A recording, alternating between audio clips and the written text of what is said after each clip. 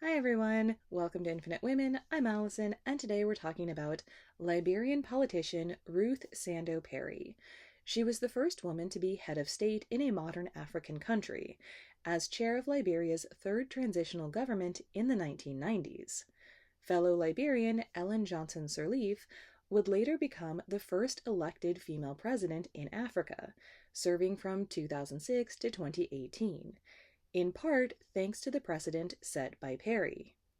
In her 2009 autobiography, Sirleaf wrote of Perry, "She was given no real authority, staff, or money with which to do her job.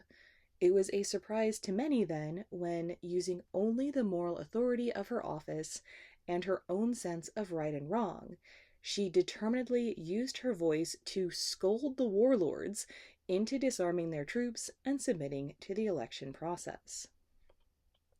After completing her degree in education at the University of Liberia, Perry worked as a teacher and married, though she was widowed young and left the single mother of 7 children, and switched careers into banking to support her family. She went on to run for the Liberian Senate in 1985, winning as part of the Unity Party and pushing legislation to protect the rights of women and children. In late 1989, however, a coup led to 14 years of civil war, with an estimated 200,000 deaths and more than half of the country's 3 million people displaced. Perry stayed, advocating for peace with organizations like the Liberian Women's Initiative and the Mono River Union Women for Peace Network. Despite the work of groups like these, women were often excluded from peace talks, but Perry's prominence in the movement eventually led to her being a delegate at a peace conference in Abuja in August 1996. There, she was nominated as the civilian chair of the country's third transitional government's ruling council. She was one of 3 civilians, balancing the 3 leaders of the main armed factions in the conflict, including Charles Taylor. Led by Perry, the council was assigned several impossible tasks to be completed within less than 12 months.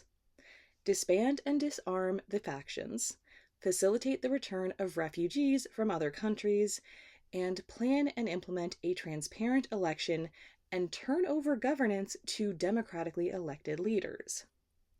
In the subsequent elections, Taylor won the presidency, but his regime soon kicked off a new civil war that lasted from 1999 to 2003.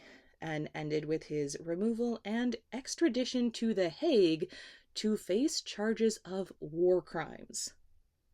For her part, Perry returned to her advocacy work, including joining the United Nations and Organization for African Unity/African Union missions to other war-torn countries.